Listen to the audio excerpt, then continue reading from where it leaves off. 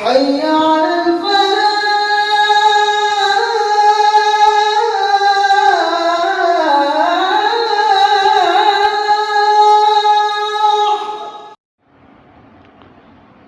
بسم اللہ الرحمن الرحیم نحمدہ ونصلی ونسلم علی رسولہ الکریم اما بعد فاعوذ باللہ من الشیطان الرجیم بسم اللہ الرحمن الرحیم قال اللہ تبارک و تعالی فی الکلام المجید والفرقان الحمید انما یرید اللہ لیذہب عنکم الرجس اہل البیت ویطہرکم تطہیرا۔ اللہ تبارک و تعالی نے نبی پاک صلی اللہ علیہ وآلہ وسلم کے پاک گھرانے کو وہ عزت اور عظمت بخشی کہ جو کہ کسی کے حصے میں نہ آئی، جس کا واضح ثبوت قرآن کریم کی آیہ مبارکہ ہے، اور ایک اور آیہ مبارکہ سورہ آل عمران کی آیت ہے جس میں یہودیوں نے جب دعوت مباہلہ کی پیشکش کی کہ آپ بھی اپنے خاندان والوں کو لے آئیں، ہم بھی اپنے خاندان والوں کو لے آتے ہیں، تو اس میں بھی مفسرین کرام لکھتے ہیں کہ نبی کریم صلی اللہ علیہ وآلہ وسلم نے اپنے پاک گھرانے والوں کو جو اس وقت آپ کے ساتھ تھے، موجود تھے، حسنین کریمین، آپ کی نور العین فاطمۃ الزہراء ام الحسنین، نبی کریم صلی اللہ علیہ وآلہ وسلم کی نور نظر، آپ کی لخت جگر آپ کے ساتھ تھیں، حسنین کریمین آپ کے ساتھ تھے، مولا علی مشکل کشا علیہ السلام آپ کے ساتھ تھے۔ تو فقل تعالوا ندعو ابناءنا وابناءکم ونساءنا ونساءکم وانفسنا وانفسکم ثم نبتہل فنجعل لعنۃ اللہ علی الکاذبین۔ آتے ہیں اپنے اصل موضوع کی طرف، جس کی وجہ سے آج کی یہ اسپیشل ویڈیو بنانی پڑی۔ ان دنوں ایک کلپ چلا ہوا ہے، اب ہر کسی کا اپنا ایمان ہے، میں تو حیران ہوتا ہوں اس طرح کے بیانات کے اوپر کہ جن کی محبت جز ایمان ہے، اور نبی کریم صلی اللہ علیہ وآلہ وسلم نے فرمایا کہ فاطمۃ الزہراء میرے جسم کا ٹکڑا ہے، جس نے اس کو تکلیف دی اس نے محمد عربی کو تکلیف دی، جس نے محمد عربی کو تکلیف دی اس نے اللہ کو تکلیف دی، جس نے اللہ کو تکلیف دی لعنہم اللہ فی الدنیا والآخرہ ان الذین یؤذون اللہ ورسولہ لعنہم اللہ فی الدنیا والآخرہ، کہ جس نے تکلیف دی رسول اللہ صلی اللہ علیہ وآلہ وسلم کو اور اللہ کو، اس کے اوپر دونوں جہانوں کی لعنتیں بے شمار ہیں۔ تو موجودہ جو ایک کلپ چلا ہوا ہے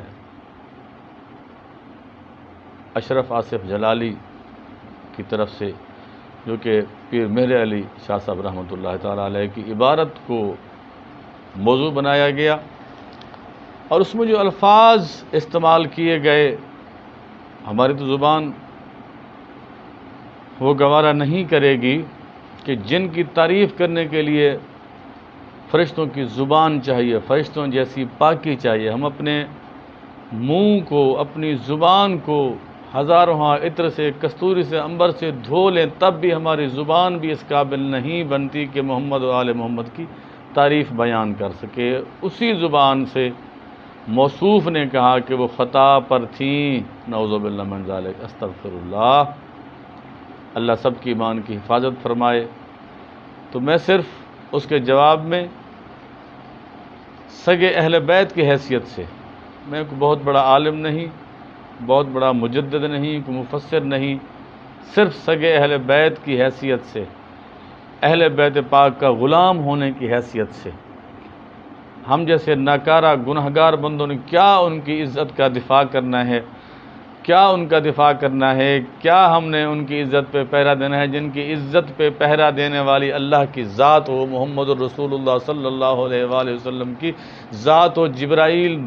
جن کے گھر کا غلام ہو، بے اجازت جن کے گھر جبریل بھی آتے نہیں، اور قدر والے جانتے ہیں قدر شان اہل بیت، یہ تو وہ پاک گھرانہ ہے جناب اعلیٰ کہ نبی کریم صلی اللہ علیہ وآلہ وسلم کی نور نظر آپ کی لخت جگر حضرت فاطمۃ الزہرا طیبہ طاہرہ مطہرہ بی بی پاک وہ عظمت و شان اپنے ساتھ لے کے آئی کہ جب آپ کی ولادت باسعادت ہوئی تو نبی کریم صلی اللہ علیہ وآلہ وسلم کا فرمان عالی شان ہے کہ مشرق اور مغرب میں نور سا چھا گیا، اور بی بی پاک کو زہرا بھی کہا گیا، آپ کو بطول بھی کہا گیا۔ حضرت اسماء بنت امیس رضی اللہ تعالی عنہا آپ ارشاد فرماتی ہیں کہ جب حضرت فاطمۃ الزہرا رضی اللہ تعالی عنہا سلام اللہ علیہا کہ ہاں امام حسن علیہ الصلاۃ والسلام کی ولادت باسعادت ہوئی، ظہر کی نماز پڑھ کے آپ کی ولادت باسعادت ہوئی اور عصر کی نماز بی بی پاک نے نماز پڑھی، معلوم ہوا کہ یہ وہ پاک ہستی ہے۔ اور نبی کریم صلی اللہ علیہ وآلہ وسلم کی ایک مشہور حدیث کا بھی حوالہ دیتا جاؤں، ان کی پاکی خدا بیان کرنے والا ہے، محمد مصطفیٰ بیان کرنے والا ہے۔ ہم کون ہوتے ہیں یا کوئی بھی رینٹل ملا، کرائے کا ملا جو کہ آج پیدا ہوا ہے کہ جس کی بیوی اگر بچہ جنے تو 40 دن تک وہ پاک نہیں ہوتی، اگر وہ ناپاکی کی حالت میں مسجد میں نہیں جا سکتا، وہ کیا ہمیں بتائے گا کہ فاطمۃ الزہرا سلام اللہ علیہا خطا پر تھی؟ نعوذ باللہ من ذالک، استغفر اللہ ربی من کل ذنب اذنبتہ واتوب الیہ۔ اللہ تبارک و تعالی ہمارے ایمان کی حفاظت فرمائے، ایسے واعظوں سے ہمیں اللہ پاک محفوظ فرمائے کہ جن کے بیان سن کے ہمارا ایمان جو ہو وہ متذبذب ہو جائے کہ نعوذ باللہ من ذالک وہ خطا کار تھی۔ جناب اعلیٰ حضور اکرم صلی اللہ علیہ وآلہ وسلم نے ارشاد فرمایا، اے علی المرتضیٰ، میں فاطمۃ الزہرا اور آپ اور حسنین کریمین اللہ کے گھر میں کسی بھی حالت میں آ سکتے ہیں، کسی بھی حالت میں آ سکتے ہیں۔ تو معلوم ہوا کہ یہ وہ پاک ہستیاں ہیں، معصوم ہستیاں ہیں، پاک ہستیاں ہیں جن سے خطا ہوتی ہی نہیں، جن کو اللہ نے خطاؤں سے پاک فرما دیا، اللہ نے ان چیزوں سے بری و ذمہ فرما دیا۔ تو بی بی فاطمۃ الزہرا کی شان کریمی یہ ہے۔ آپ کو زہرا اس لیے کہا گیا، آپ کو بطول اس لیے کہا گیا کہ آپ کے ہاں جب امامین کریمین کی ولادت باسعادت ہوئی تو آپ کو وہ ناپاکی والا خون بھی نہیں آیا۔ بی بی یہ وہ پاک ہستی ہے جو حیض و نفاس سے بھی پاک ہے، اور آج کا ملا ہمیں بتائے گا کہ وہ خطا کار تھی۔ آج کا ملا ہمیں بتائے گا کہ وہ خطا کار تھیں۔ جناب اعلیٰ بی بی پاک کی عزت کی حفاظت، ان کی عظمت کی حفاظت تو خدا کرنے والا ہے، محمد مصطفیٰ کرنے والا ہے، جبرائیل امین کرنے والے ہیں۔ تو کفار اور مشرکین مکہ نے جب بی بی پاک سلام اللہ علیہا کی ظاہری حالت غربت والی دیکھی تو انہوں نے آپس میں مشورہ کیا کہ یہ تو نبی کی بیٹی کہلواتی ہے اپنے آپ کو، دونوں جہانوں کے خزانوں کی مالک اپنے آپ کو کہلواتے ہیں۔ نبی کریم صلی اللہ علیہ وآلہ وسلم نے ان کو جنت کی عورتوں کا سردار کہا ہے، حسنین کریم ان کو جنت کے نوجوانوں کا سردار کہا ہے، تو دیکھتے ہیں کہ دنیا کے اندر ان کی سرداری کتنی ہے۔ تو جب کفار مشرکین کی عورتوں نے بی بی پاک سلام اللہ علیہا کی خدمت میں دعوت نامہ پیش کیا، بی بی پاک نے اپنی ظاہری حالت کو دیکھا، نبی کریم صلی اللہ علیہ وآلہ وسلم کو درخواست کی کہ ابا جان، مشرکین مکہ، کفار مکہ کی طرف سے شادی کی دعوت میں بلاوا آیا ہے، کپڑے کوئی محفل میں پہننے کے ہیں نہیں۔ نبی پاک صلی اللہ علیہ وآلہ وسلم خاموش ہوئے۔ رب کعبہ نے جبرائیل کو جنتی لباس دے کے محمد عربی صلی اللہ علیہ وآلہ وسلم کی خدمت میں بھیج دیا کہ اے محمد عربی صلی اللہ علیہ وآلہ وسلم، آپ نے انکار نہیں کرنا، یہی تو موقع ہے کہ یہ صرف کہنے میں والی کونین نہیں ہے، حقیقت میں والی کونین ہے۔ تمام کائنات میں رب کعبہ نے ان کو افضل اور اعلیٰ بنایا ہے۔ تو جناب اعلیٰ جب جنت کا لباس پہنے ہوئے ام الحسنین نبی کے نور العین جب کفار مکہ اور مشرکین مکہ کی عورتوں کے سامنے گئے تو انہوں نے دیکھا کہ ان کے لباس مبارک کے پلوؤں کو کسی عورتوں نے نہیں تھاما ہوا بلکہ جنت کی حوروں نے تھاما ہوا ہے۔ جب اتنی شان و شوکت انہوں نے دیکھی تو پوچھا کہ اے فاطمۃ الزہرا، تیرے پاس یہ لباس تو پہلے کبھی نہیں تھا، یہ لباس کہاں سے آیا؟ بی بی پاک نے فرمایا یہ لباس مجھے میرے ابا نے دیا ہے۔ عرض کی کہ آپ کے ابا جی کو کس نے دیا؟ تو بی بی پاک نے فرمایا رب کعبہ نے دیا ہے۔ تو بازبان حق وہ بولیں اشہد ان لا الہ الا اللہ و اشہد ان محمد الرسول اللہ صلی اللہ علیہ وآلہ وسلم۔ یہ تو وہ پاک ہستی ہیں جن کی کرامات اور جن کے فضائل دیکھ کے، جن کی عظمت دیکھ کے کفار مسلمان ہو گئے، اور ہم کہتے پھریں کہ وہ خطا کار تھیں۔ یہ تو وہ پاک ہستی ہے۔ جناب اعلیٰ، میں صرف اتنا عرض کرنا چاہوں گا کہ سگے اہل بیت کی حیثیت سے میں حاضر ہوا ہوں اس ویڈیو میں۔ ہم نے ان کی عزت کا کیا دفاع کرنا ہے جن کا دفاع کرنے والی میرے اللہ کی ذات ہو۔ یہ تو وہ پاک ہستی ہیں جن کو اپنے موت کی خبر بھی پہلے تھی، اپنی وفات کی خبر بھی پہلے تھی، اپنے وقت اجل کی خبر بھی پہلے تھی۔ کون سا وہ ملا ہے جس کو اپنے موت کا پہلے سے خبر ہو، اور وہ کون سے ملا کی بیوی ہے جو اگر مر جائے تو اس کو بنا نہلائے دفنایا اور کفنایا جا سکتا ہے؟ یہ وہ پاک ہستی ہے، یہ وہ پاک ہستی ہے۔ حضرت ام سلمہ رضی اللہ تعالی عنہا ارشاد فرماتی ہیں کہ جب آپ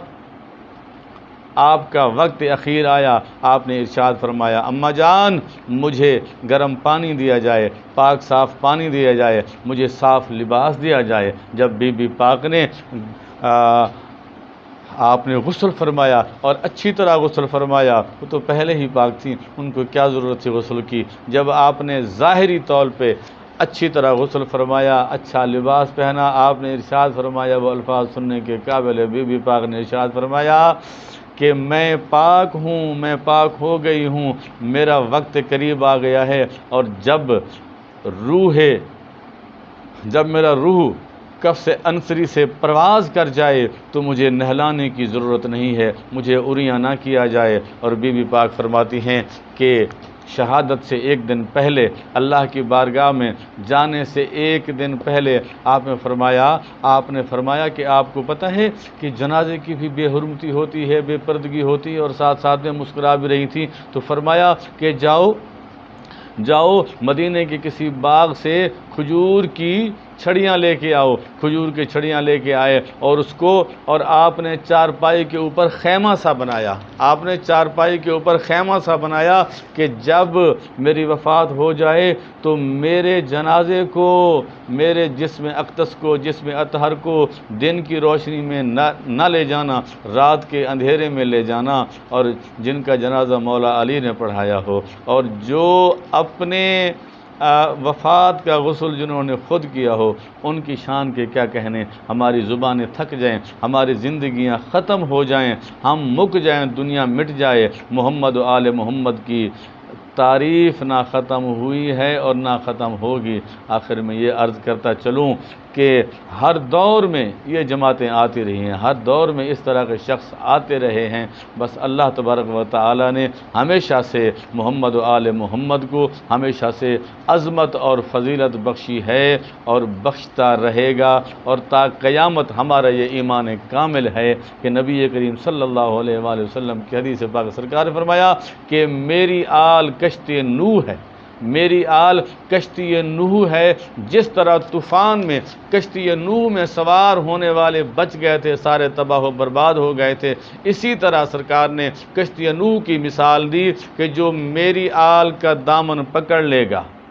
الہی بحق بنی فاطمہ ابر کول ایما کنی خاتمہ، اگر دعوت امرد کنی ور قبول، منو دست دامان آل رسول، الہی بحق محمد رسول، الہی زمائیں دعا کن قبول۔ ہمارا یہ ایمان کامل ہے کہ حشر میں بھی اہل بیت پاک کی محبت کے صدقے سے، محمد عربی صلی اللہ علیہ وآلہ وسلم کی محبت کے صدقے سے ہی چھٹکارا ہوگا۔ ہماری یہ لمبی نمازیں، روزے، حج، زکاتیں ساری ہمیں منہ کے اوپر مار دی جائیں گی، اگر اہل بیت پاک کے بارے میں دل میں تھوڑا سا بھی فرق ہے، شائبہ بھی ہے، گمان بھی ہے، الفاظ نہیں، اگر گمان بھی ہے کہ ان کی شان کم ہے یا نعوذ باللہ من ذالک، جس طرح انہوں نے وہ الفاظ استعمال کیے وہ خطا پہ تھیں، نعوذ باللہ من ذالک، تو پھر ہمیں ایمان کی حفاظت کرنی چاہیے، پھر ہمیں اپنا انجام دشمنان اہل بیت پاک کے ساتھ ہمیں